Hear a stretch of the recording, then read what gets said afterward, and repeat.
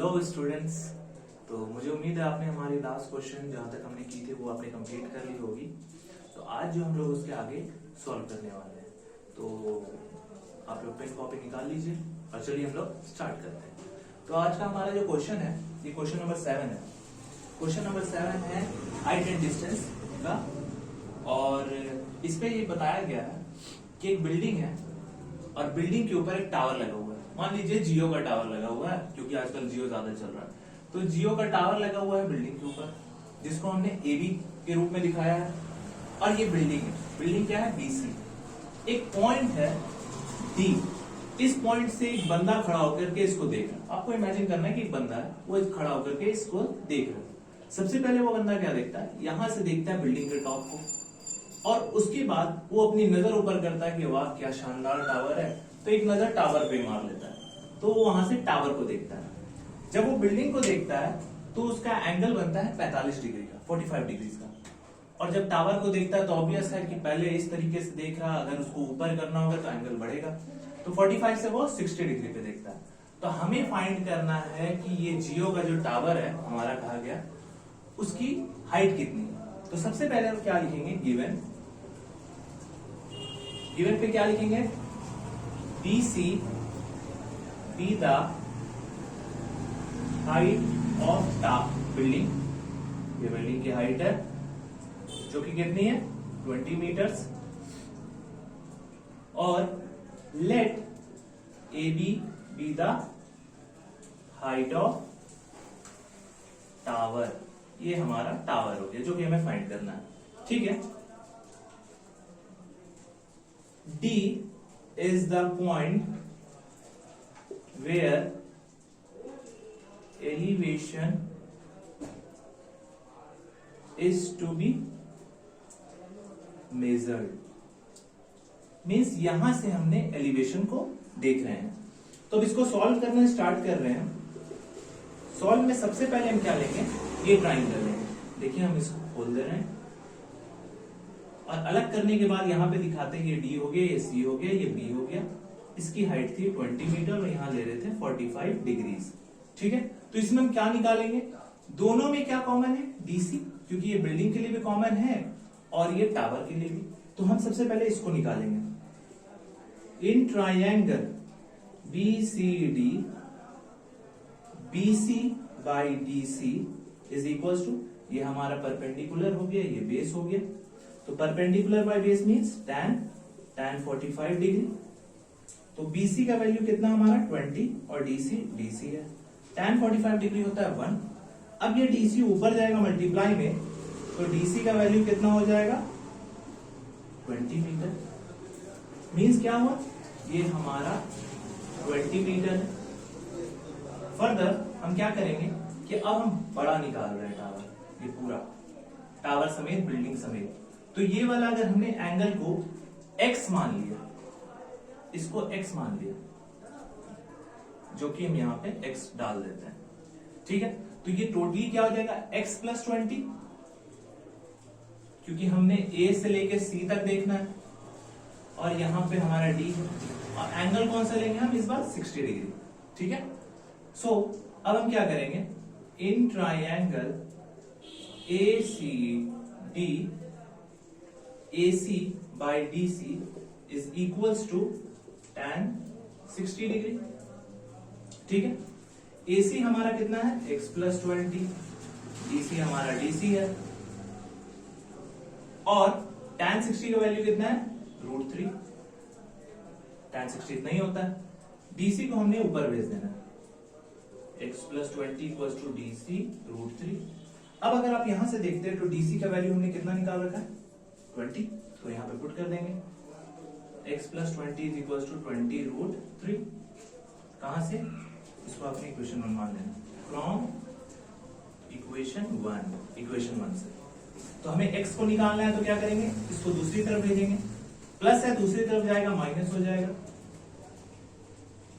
और यहां पे 20 हम कॉमन ले लेंगे, क्या बचेगा? √3 - 1 metres. Therefore height of tower जो कि A B था जिसको हमने x लिया था वो हो गया √3 - 1 मीटर। ये हमारा रिक्वायर्ड आंसर है। फटाफट इसको उतार लीजिए आप लोग।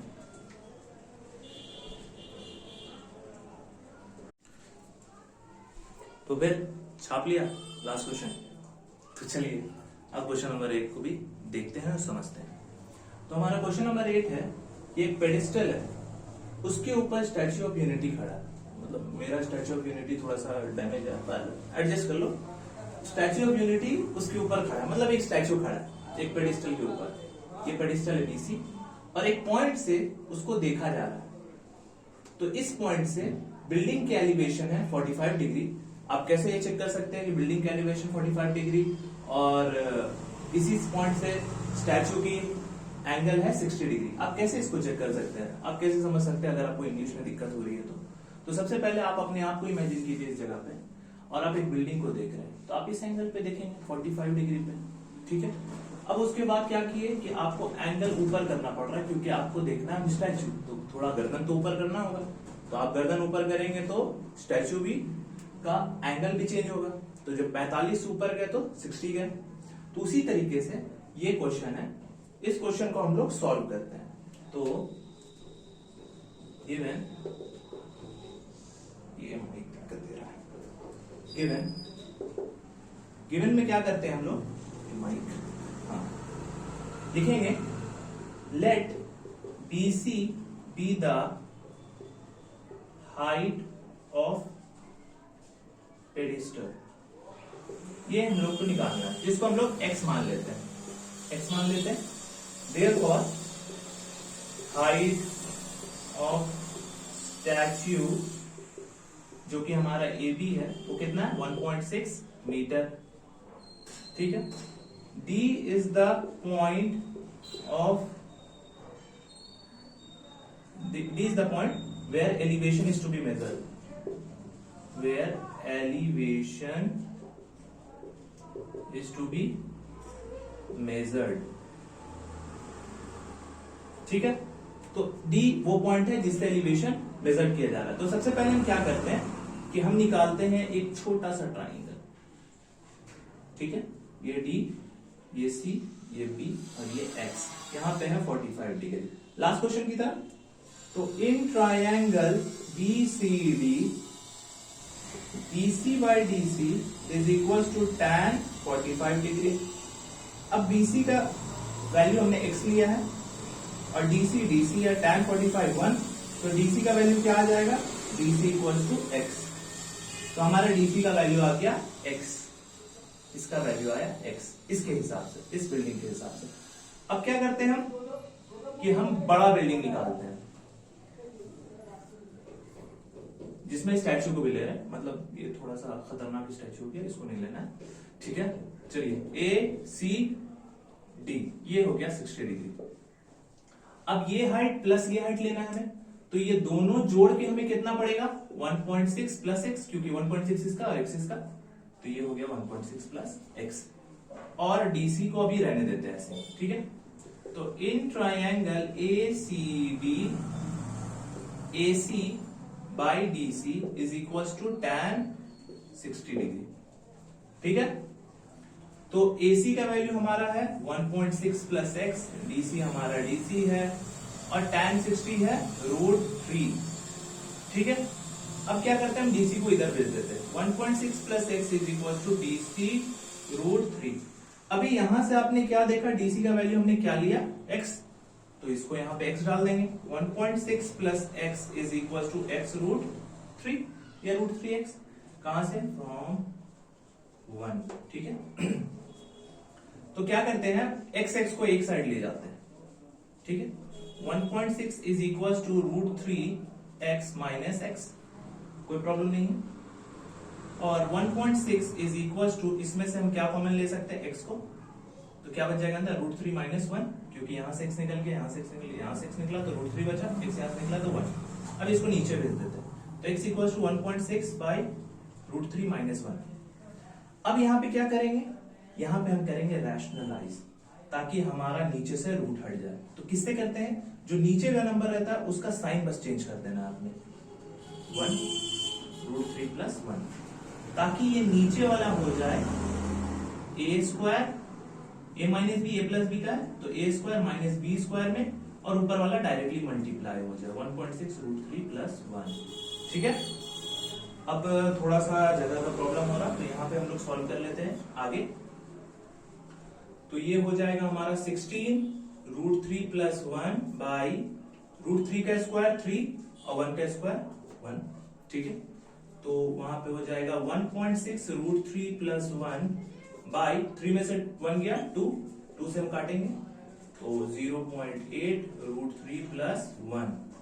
ये हमारी हाइट है x की, और x हमारा क्या था, x था हमारा पेडिस्टल का हाइट। तो हमारा पेडिस्टल का हाइट क्या आ गया 0.8 √3 + 1 मीटर। ये हमारी हाइट है, थोड़ा सा ऊपर नीचे है, छाप लेते हैं इसको, छाप लीजिए।